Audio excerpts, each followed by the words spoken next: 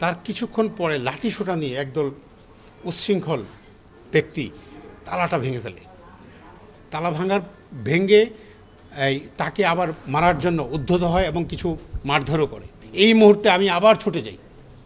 আমি এবং আমার প্রক্টোরিয়াল টিমের শ্রদ্ধেয় সদস্যগণ সহ আমরা সেখানে উপস্থিত হয়ে ওখানে আমরা যে ঘটনাটা দেখতে পাই, তাৎক্ষণিক আমরা ঢালস্বরূপ দাঁড়িয়ে সবাইকে অনুরোধ করি যে আপনারা এই প্রহার করাটা বন্ধ করুন।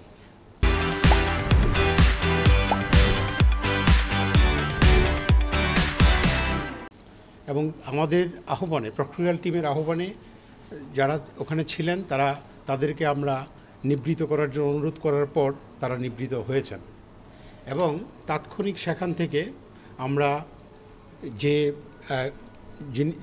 যাকে মারা হচ্ছিল তাকে সেফটি দেওয়ার জন্য, নিরাপত্তা দেওয়ার জন্য আমরা সেখান থেকে আমাদের বিশ্ববিদ্যালয়ের যে প্রক্টোরিয়াল অফিস আছে সেখানে নিয়ে আসি। অফিসের বাইরের যে রুমটি আছে সেই রুমে তাকে আমরা রাখি। এবং আমরা সেখান রাখা অবস্থায় আমি নিজে প্রক্টর হিসেবে ভিতরের রুমে বসা, আমার অ্যাসিস্ট্যান্ট প্রক্টররা দরজায় দাঁড়িয়ে আছেন এবং আমাদের সিকিউরিটি সেলের যারা মেম্বার আছেন তারাও পাশাপাশি আছেন।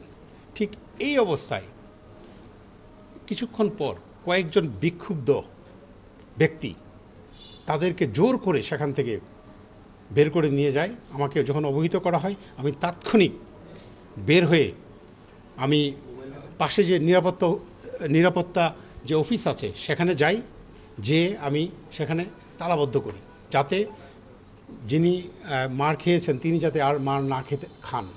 সেটার জন্য আমি আমার সর্বোচ্চ চেষ্টা করি প্রক্টোরিয়াল টিমের সদস্যদের নিয়ে এবং সিকিউরিটি সেলের যারা কর্মকর্তা আছেন তাদেরকে নিয়ে। তারপর যেটা হলো, আমরা সেখানে আমাদের প্রক্টোরিয়াল টিমের সদস্যগণ গেটে অবস্থান করেন। তারপর কিছুক্ষণ পরে সবাই, যেখানে বিক্ষুব্ধ ব্যক্তিবর্গ যারা ছিলেন, আমরা অনেককেই চিনি না, তাদের কিছুটা ভিডিও ফুটেজ আমরা দেখার চেষ্টা করছি। আমরা দেখে কারা তারা সেটা আমরা শনাক্ত করার চেষ্টা করব ইনশাআল্লাহ।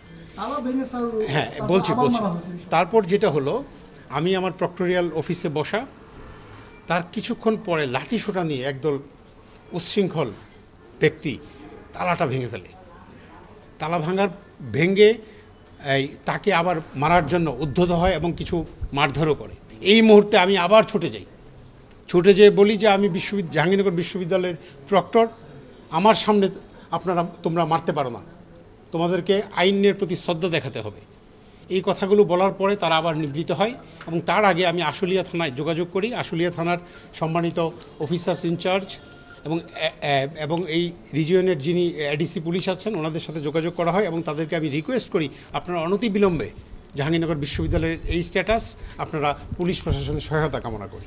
তো সেটা হচ্ছে 6:30 থেকে 6:30, 6:30 আমরা নিয়ে আসার পরপরই। এবং পুলিশ প্রশাসন আনুমানিক 7:30টার দিকে আমাদের এখানে আসার পরে পুলিশ প্রশাসন, যিনি স্মৃতিসৌধের দায়িত্বপ্রাপ্ত ছিলেন, ইন্সপেক্টর অলোক সাহেব আসেন পুলিশ ফোর্স নিয়ে। আসার পরে আমাদের সাথে কথা বলেন এবং যিনি ভিকটিম ওনার সাথেও কথা বলার পরে আমরা পুলিশ প্রশাসন চেষ্টা করেন। তার আগে বিক্ষুব্ধ ছাত্ররা কিছুটা অভিযোগ করেছিল গত 15 এবং 16 আগস্টে জাহাঙ্গীরনগর বিশ্ববিদ্যালয়ে বৈষম্য বিরোধী ছাত্র আন্দোলনের যারা পক্ষে ছিলেন তাদেরকে যেভাবে মারধর করা হয়েছে, তারা বলেছেন সেই ঘটনাগুলো পুলিশের যে কর্মকর্তারা ছিলেন তাদেরকে অবহিত করেছেন এবং তার সাথে যিনি ভিকটিম তিনি নাকি সম্পৃক্ত ছিলেন, এই কথাগুলো বলেছেন, আমি তাদের মুখ থেকে শুনেছি।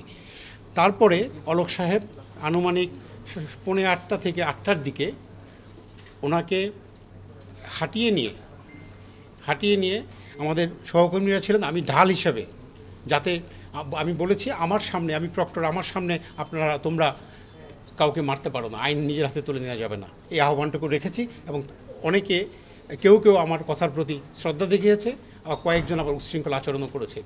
এবং আমি এইভাবে থেকে, আমি পাঞ্জাবি পরা ছিলাম, তাকে আমি এই পুলিশের ভ্যানে উঠিয়ে দিই এবং তার কিছুক্ষণ, ঘন্টা 2-1 পরে, রাত আনুমানিক 10টার দিকে বা তারপরে পুলিশের একজন কর্মকর্তা আমাকে ফোন করে জানান যে তিনি গণস্বাস্থ্য যে হসপিটালটা আছে সাভারে, সেখানে তিনি মৃত্যুবরণ করেছেন।